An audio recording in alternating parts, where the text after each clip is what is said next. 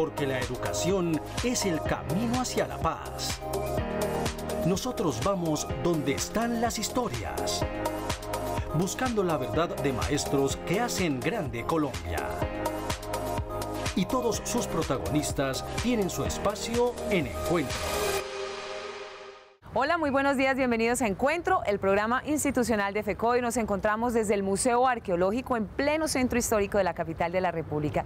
Desde aquí invitamos a nuestros televidentes, a las familias y a los educadores para que disfruten de los eventos y exposiciones que la institución tiene dispuestos para ustedes. Mi nombre es Omaira Morales y aquí les presentamos un avance de los temas que trataremos a continuación. A una semana de iniciar el calendario escolar, cerca de 5.000 maestros del Chocó pararon para exigir el pago de las deudas atrasadas. El PAE, un programa que se le salió de las manos al gobierno y que gracias a la corrupción nadie quiere asumir.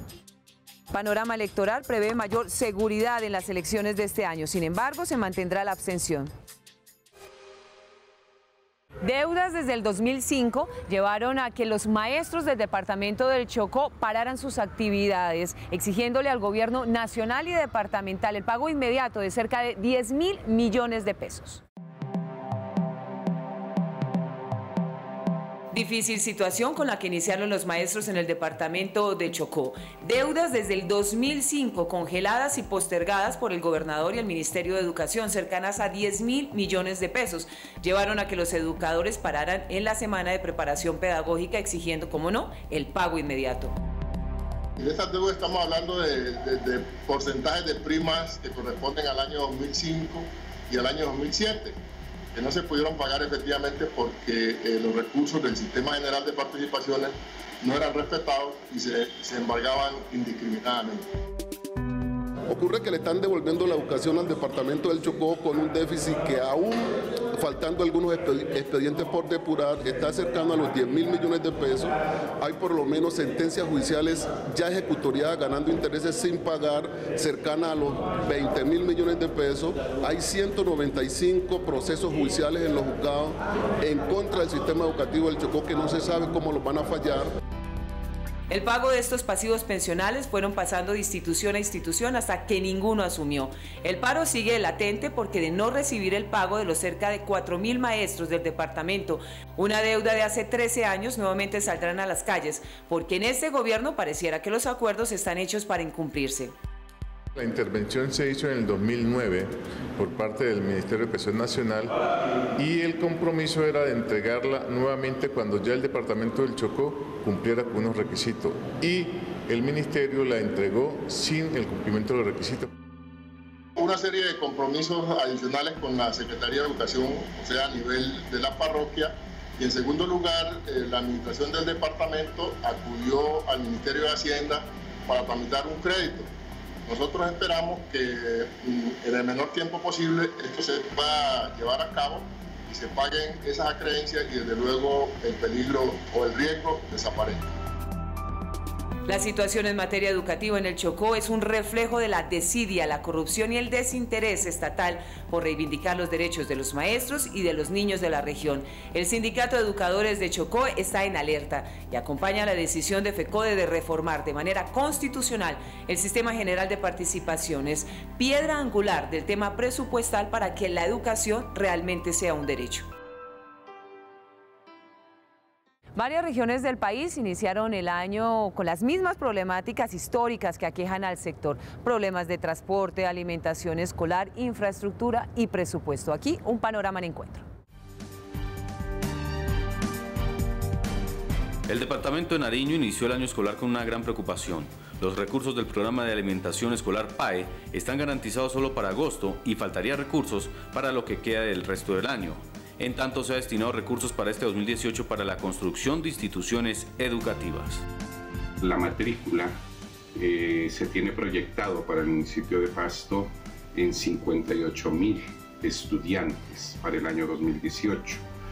Meta que aún todavía no se ha conseguido y que se espera en los próximos días de inicio de año llegar a esa meta establecida para que no haya problema con la planta de personal docente. En tercer lugar, sobre infraestructura educativa, mencionar que se han ubicado 70.000 millones de pesos para adecuación y construcción de instituciones educativas. En las diferentes regiones del país que iniciaron ya el año escolar, la preocupación es por la falta de garantías para iniciar el programa de jornada única y la falta de claridad del gobierno frente a este tema. Continuamos con todos los problemas de infraestructura que ha tenido este departamento y seguimos con la misma problemática, con una excepción. Aquí hemos mantenido un diálogo permanente con las dos entidades territoriales certificadas y se logró corregir los problemas presupuestales que se presentaban el año pasado y, o sea, este año iniciamos con ese problema resuelto. Este año, como siempre ha venido ocurriendo, es un año escolar que inicia con muchas dificultades.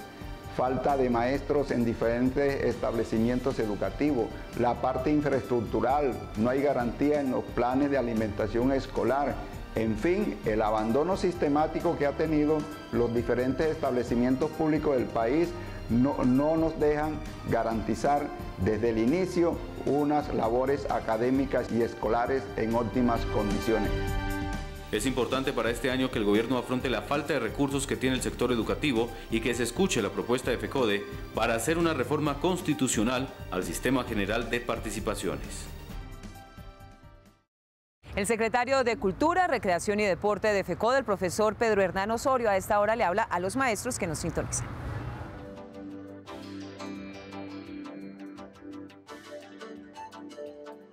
Muy buenos días. Está culminando un proceso de licitación pública para la prestación de los servicios médicos asistenciales para el magisterio y sus familias y podemos tener unas conclusiones. 1. Debía mejorar el servicio médico y no está sucediendo en ninguna parte del país. 2.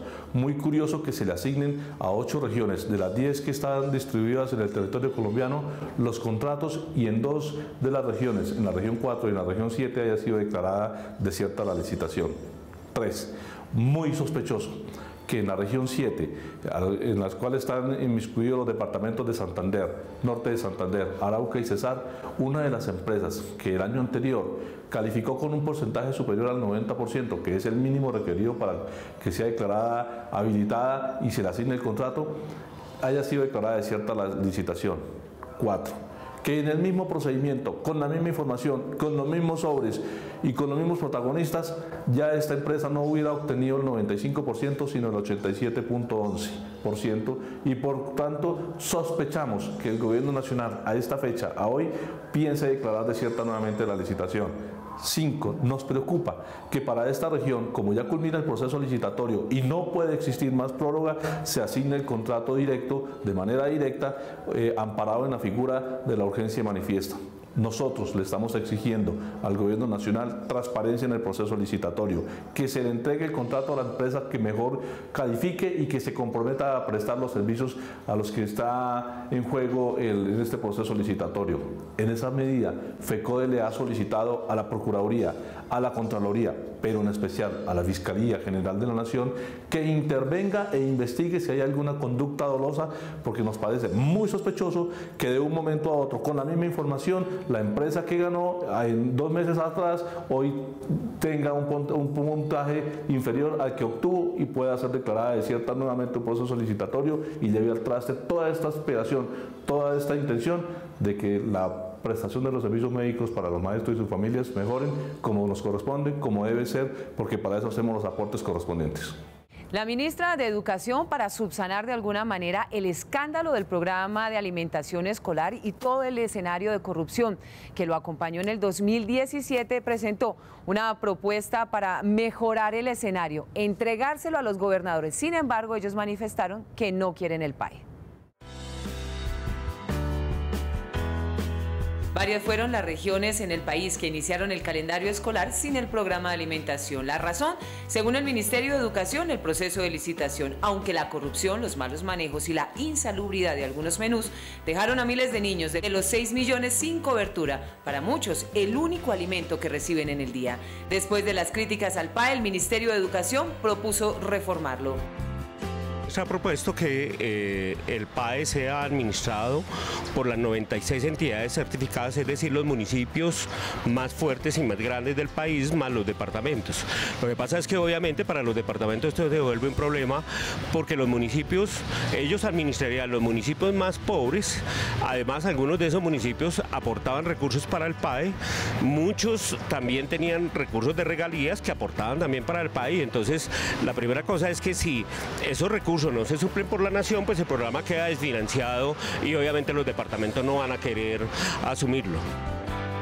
Se requiere de inmediato no solo sanciones a quienes se roban el alimento de los niños, sino que el programa sea realmente universal, tenga financiación de Estado, sea una actividad planeada y exista un recurso fijo que evite el deterioro de la calidad de la comida y haga que cuando los niños ingresen a las clases tengan sus refrigerios y no tengan que esperar 2 o 3 meses para recibirlos como ahora. Que el PAE no ha sido responsabilidad de nadie. O sea, una parte la tiene el ICBF, otra el ministerio, otra los departamentos, otra los municipios. La financiación se hace con recursos del ICBF, los recursos propios de los municipios, de los departamentos, con regalías. O sea, ahí estamos pintados, es el desorden de país que tenemos y yo lo que digo es que si no se toman medidas estructurales, vuelvo, insisto, financiación garantizada para los 180 días de clases que duran los niños, financiación para universalizar el programa y tercero, mire, no podemos montar jornada única si efectivamente no garantizamos alimentación de buena calidad para los niños. Ninguna entidad nacional y mucho menos departamental quiere cargar el lastre del PAE. Uno, porque se puso en evidencia la mafia que maneja el programa, el desinterés gubernamental y la crisis del sistema general de participaciones de donde salían los recursos. Y mientras el desorden impera, los niños, que muchas veces reciben tan solo ese alimento en el día, se quedan sin él, mientras otros engordan sus bolsillos con el hambre de 6 millones de pequeños. Aunque la Ley 1874 del 2017 restableció la cátedra de historia en el currículo escolar, como en un contrato en la letra menuda, tanta maravilla no se da en la práctica. El 27 de diciembre del año pasado fue aprobada la ley que busca restablecer la enseñanza de historia como parte de los lineamientos curriculares de las ciencias sociales. Sin embargo, la directora de calidad del Ministerio de Educación, Mónica Ramírez, señaló que no va a volver la cátedra de historia, sino que se fortalecerá su enseñanza. No se toque el problema de fondo. ¿Cuál es el problema de fondo? Primero, mejorar las condiciones para la enseñanza de la historia en la educación básica y media. Segundo, dentro de la mejora de las condiciones está en efecto actualizar los lineamientos curriculares y entregar a los docentes mejores herramientas para ello. Es importante mencionar que desde hace 32 años se dejó de enseñar la historia de Colombia como una materia independiente y obligatoria. Ciencias sociales abarca una cantidad de conocimiento muy grande que nos toca buscar la manera de abordarlos integralmente. La ley buscaba un plan de estudios para fortalecer este aprendizaje. No es importante verla como una cátedra específica, sino cómo se le da tiempo también en la escuela a esas asignaturas, a esas áreas que no se consideran importantes para el Ministerio de Educación, para la política educativa, pero que son importantes para la formación integral de los ciudadanos de este país, para las jóvenes generaciones. El área de historia es importante para la formación integral, que crearía un pensamiento crítico. Las razones por las cuales debe estar es que la historia cuenta con elementos importantísimos de formación en habilidades de pensamiento y conocimiento. Segundo, en el proceso ubica temporal, espacialmente y procesualmente los procesos vividos por la comunidad.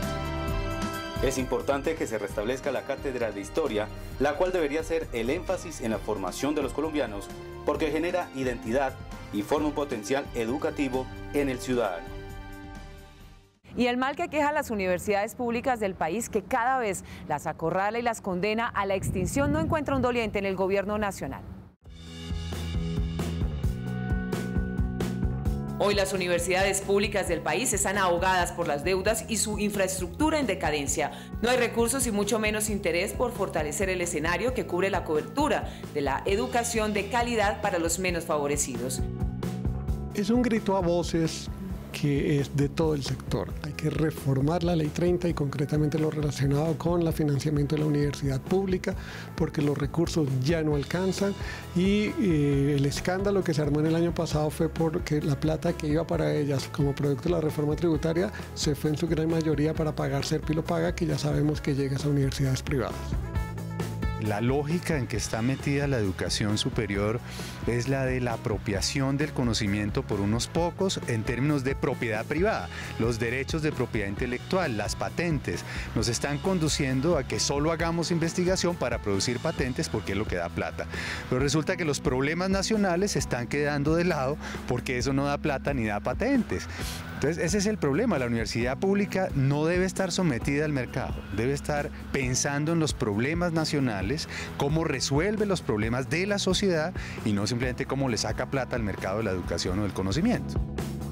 El programa Serpilo Paga dejará una deuda al nuevo gobierno de cerca de 4 billones de pesos, empeñando recursos que por ley le corresponden a las universidades públicas. Así se condena a la educación superior a competir de manera desigual en un mercado neoliberal donde quien tiene paga o se endeuda en lo privado. La lógica es muy perversa. Yo creo que es una discusión que tenemos que dar como sociedad. ¿Queremos o no queremos tener universidades públicas de puertas abiertas que aumenten su cobertura, bien financiadas, o simplemente nos vamos a la inequidad donde unos poquitos pueden estudiar y el resto pues que se rebusque? Es muy difícil competir, claramente pueden competir en cobertura porque algunas como la Nacional, la de Antioquia y la del Valle, por sus políticas de regionalización llegan a municipios en donde no están las grandes universidades privadas, desde ese punto de vista se vuelven atractivas, claramente el valor de su matrícula se vuelve atractivo con respecto a las privadas y pues la mayoría de las públicas tienen un muy buen desarrollo de calidad, pero aún así ya están restringidas en la capacidad de acceso de la gente y bueno, con problemas de infraestructura también la calidad se va sacrificando. Ahora, con la implementación del Plan Nacional de Desarrollo, la situación de las universidades públicas en las regiones se complica aún más, porque muchas no están o van en el camino de la acreditación, proceso que resulta muy costoso y evidentemente no hay presupuesto. Y como el ICFES solo otorgará créditos a programas acreditados, nuevamente se privilegiarán las privadas por encima de las públicas. Información de interés para el magisterio colombiano en la voz del secretario de Relaciones Internacionales de FECODE, el profesor Francisco Torres.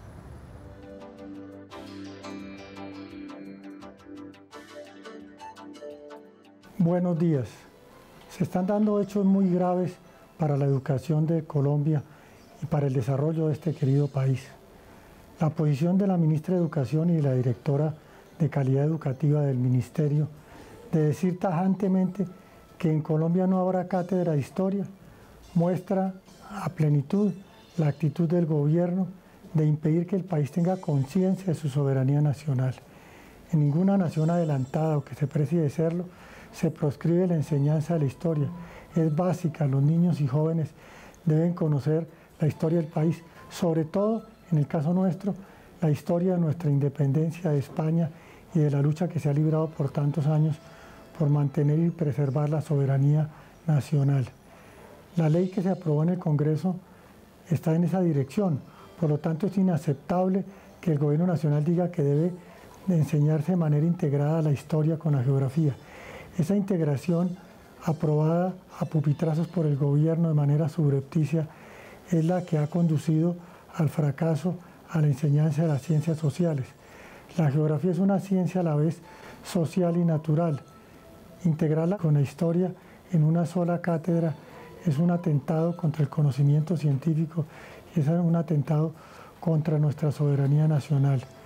Desde aquí yo rechazo tajantemente la posición del Ministerio de Educación y llamo a los maestros de todo el país, sobre todo a los maestros de Historia y Geografía, a enseñar la historia de Colombia a sus estudiantes y a adelantar el proceso por asignaturas como lo permite y lo establece la Ley General de Educación.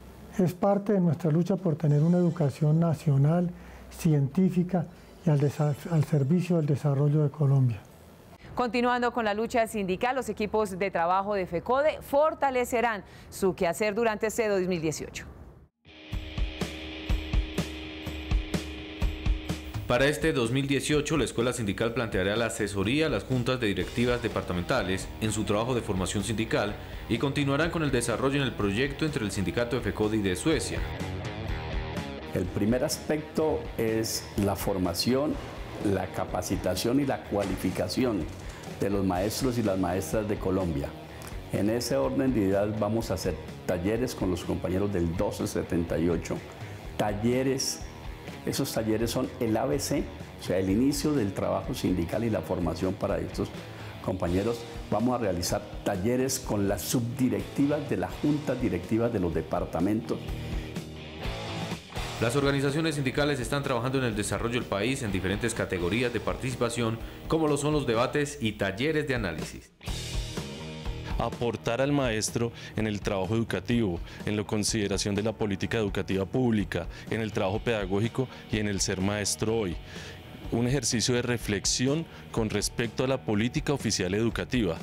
Para ello se va a trabajar desobediencia a la política educativa, desobediencia al DIAE, cuestionamientos a los derechos básicos de aprendizaje y un tema fundamental es el tema de la escuela como territorio de paz. En ese orden de ideas se plantea en el horizonte el Congreso Pedagógico Nacional. Es un mandato de la Asamblea de Medellín desarrollar el Congreso Pedagógico en el 2018. Se fortalecerá la Secretaría de Derechos Humanos para exigir los derechos de los líderes sindicales en las diferentes regiones, manteniendo presión ante el gobierno para preservar el derecho sindical. De la Secretaría de Derechos Humanos nos enfocaremos primero en la realización del Encuentro Nacional de Derechos Humanos para todos los responsables de las diferentes seccionales. Segundo, en la reactivación de los 6 nodos en los cuales tenemos distribuido el país. Y tercero, a partir de la reunión de estos nodos, en la metodología y pedagogía para aportar a la construcción del plan de reparación colectiva al magisterio colombiano y de la construcción de la memoria histórica. La Secretaría de Derechos Humanos y en general los equipos de trabajo de FECODE continúan unidos para afrontar las medidas que toma el gobierno contra la labor sindical y seguirá defendiendo los intereses de todos los trabajadores en Colombia. Pese a que la seguridad ha mejorado en algunas zonas de conflicto, lo que se prevé es que el número de votantes no se va a incrementar en las próximas elecciones. La misión de observación electoral MOE continúa haciendo control para garantizar que se realicen unas elecciones para presidente y Congreso de forma transparente. Frente a la firma del acuerdo de paz con las FARC, se asegura que en las zonas del conflicto armado habría mayor seguridad para llevar a cabo estos comicios. En general, el país ha mejorado mucho en seguridad. Desde el año 2010 vienen cayendo los indicadores de seguridad. Hablan algunas zonas complicadas como la costa pacífica nariñense, tal vez el Guaviare, pero creemos que eso va a ser marginal. La mayoría de la población va a votar. Para el analista Ariel Ávila, pese a lograrse un acuerdo de paz, no se realizó estrategias para invitar en zonas rurales a inscribir las cédulas para participar en estas elecciones. Así que en varias zonas que están viviendo el posconflicto no tendrá una participación electoral importante. No va a salir más gente a votar, va a votar el mismo promedio en las zonas post-FARC, no hubo una inscripción de cédulas en zonas rurales, no hubo una estrategia de inscripción de cédulas, así que lo que prevemos es que el margen de participación electoral en esas zonas va a ser el promedio de lo que se ha venido dando históricamente, al igual que a nivel nacional, entre el 47 y el 53%. La abstención va a ser la misma que se va a dar, hubo una inscripción de cédulas, hay algunos casos dramáticos como en el municipio de Cajicá, Cundinamarca, que aumentó más del 200%. Sin embargo, los casos de más corrupción se ven en elecciones locales. Aquí hay un incremento más o menos en algunos 80 municipios, pero los restantes 1.100 están en el promedio nacional. Por su parte, la misión de observación electoral señaló que a nivel nacional, entre los 1.122 municipios del país, la tasa de inscripción de cédulas promedio es de 30,6 inscritos por cada 1.000 habitantes. Con esta base, se confirmó que había 356 municipios por encima del promedio nacional, de los cuales 28 municipios triplican la tasa promedio nacional de inscripción de cédulas. Y para editorializar nuestro programa de hoy, le damos la palabra al profesor Luis Eduardo Varela. Él es el primer vicepresidente de FECODE. Un cordial saludo para toda nuestra teleaudiencia y en especial al magisterio colombiano muchos éxitos en este año 2018. Nos preparamos para el seminario interno del Comité Ejecutivo de FECODE los días 30 y 31 de enero. Tema central: el incumplimiento de los acuerdos por parte del Gobierno Nacional en cabeza de su ministra de Educación, la doctora Yané Gija Tobar. No hay solución al tema de la bolsa común del Sistema General de Participaciones. Todo se basa en una dilación, y el tema de la canasta educativa, el acceso universal a la educación, la infraestructura educativa, la jornada única tan mal implementada hoy y lo que tiene que ver con las relaciones técnicas no se resuelve por parte del Gobierno Nacional. En segundo lugar, el tema de nuestra salud. El 23 de noviembre se dio inicio a los nuevos contratos de salud en 8 de las 10 regiones, como está dividido el nuevo modelo para el magisterio y sus familias. Pero la Fiduprevisora S.A. ha venido dando pasos lentos en este sentido. Hemos buscado que funcionen cumplidamente esos 13 puntos de atención del fondo en todo el territorio nacional, una adecuada sistematización. Hoy tenemos muchos maestros desactivados del servicio médico asistencial y pareciera que el Ministerio de Educación Nacional, como fideicomitente, no avanzara en exigirle a ese fideicomiso que es la Fiduprevisora S.A. el cumplimiento cabal de los nuevos contratos de salud. Fuera de eso, se le dieron 60 días a los contratistas para legalizar los contratos de red, y muchos de ellos al día 23 de enero, cuando se cumplieron los 2 meses, no han dado solución a esta temática. Maestros y maestras, el estado de alerta y la preparación para esa lucha que debemos liderar en el corto plazo.